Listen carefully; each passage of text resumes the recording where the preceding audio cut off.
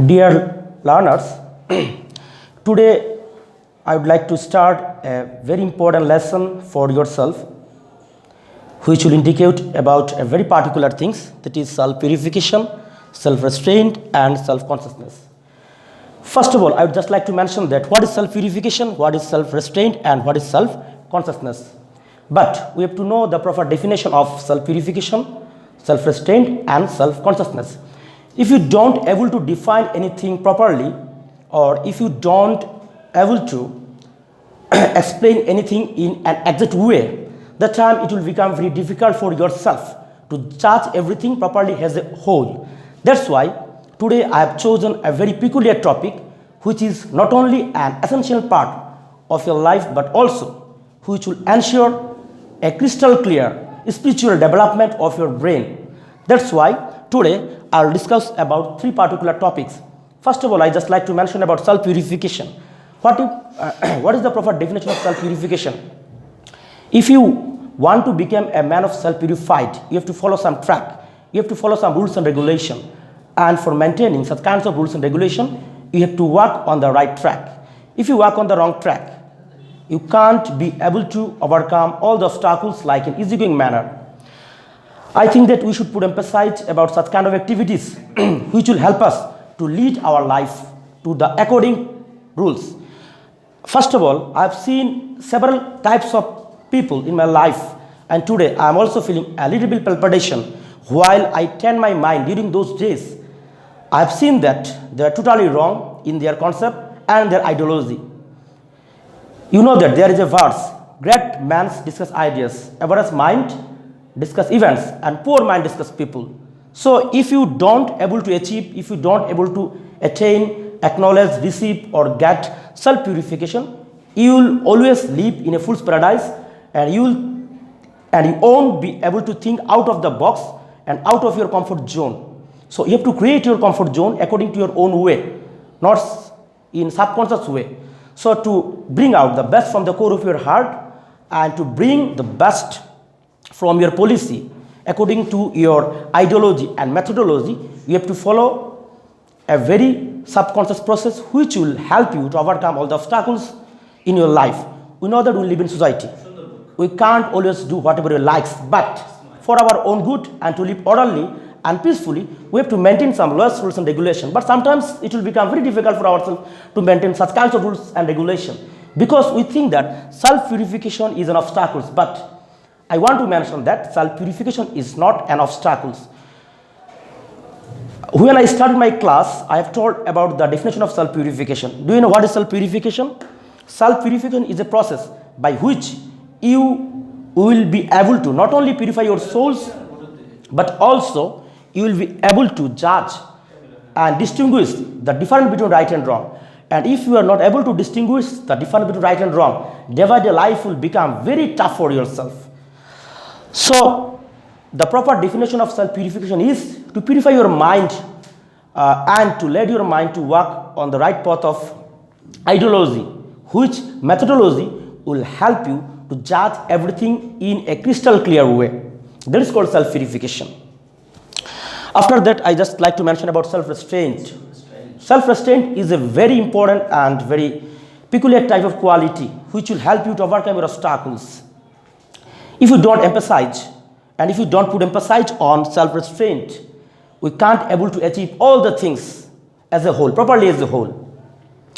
So I think that you have to throw all the failure things on the black box, and we have to try our level best to bring all the particular things, all the exact things in a particular way. That time it will become very easy for ourselves, and it will be able to ensure all sorts of individual and group development. If you are in a group or if you are in a company, that time we have to follow some manner and etiquette,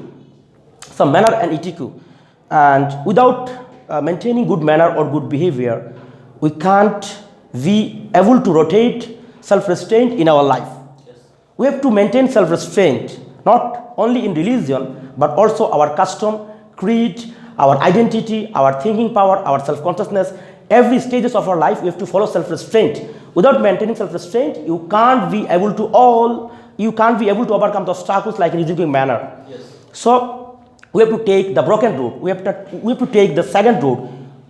And if you want to make yourself self-purified, if you want to broaden your mental maturity, if you want to enlarge your power of consciousness, and if you want to update your capability, your inner potentiality, you must be practice self-restraint. Self-restraint is very important for every moment of your life. If you want to turn your life in a great momentum, if you want to lead your life with your ideology, with your own opinion, with your own complement, you have to set up a proper plan which will lead you the right way.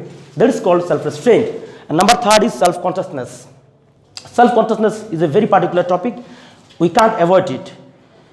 What I've seen last couple of years, we have made some imaginative chain around us.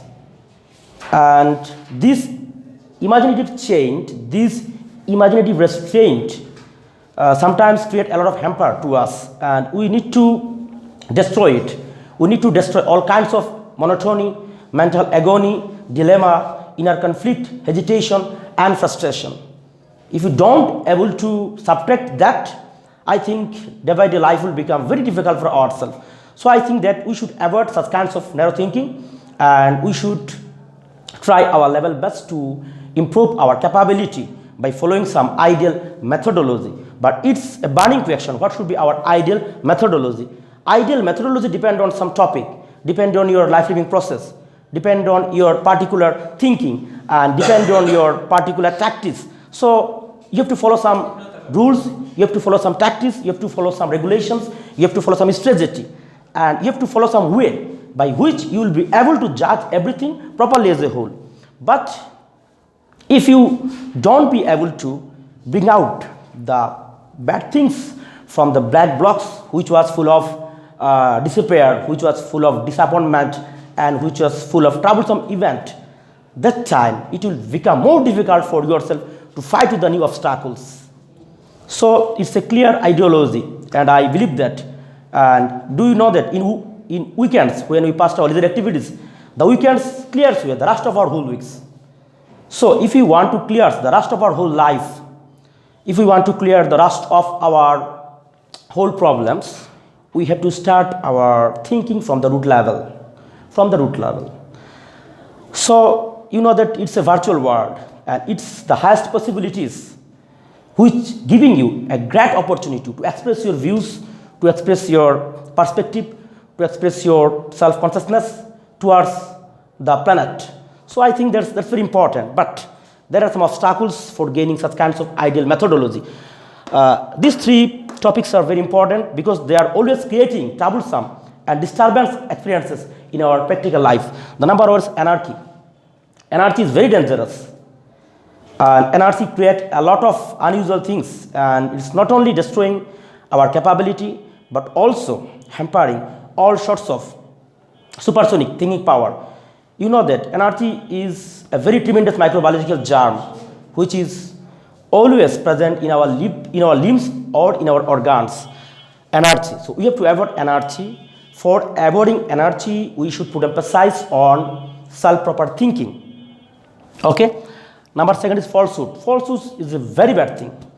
Falsehood led a man to the path of greed and dishonesty, which must be avoided. And I think that if you want to increase our mental maturity, and if you want to enlarge the power of consciousness about the spiritual things, about the divine things, about the transcendence thing, we need to destroy anarchy from the core of our heart. Otherwise, our life will become vanish.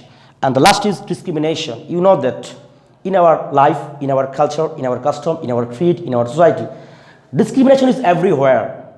Even it is also present in our mind, because when we think several things in a particular way, with the course of time, our own self-thinking takes a U-turn, and it's led us to think some in practice which brings a lot of disadvantage for society. So I think that discrimination should be not allowed in every chapter of our life. If we destroy discrimination from every chapter of our life, we will be overcome all the obstacles in every stages of our life.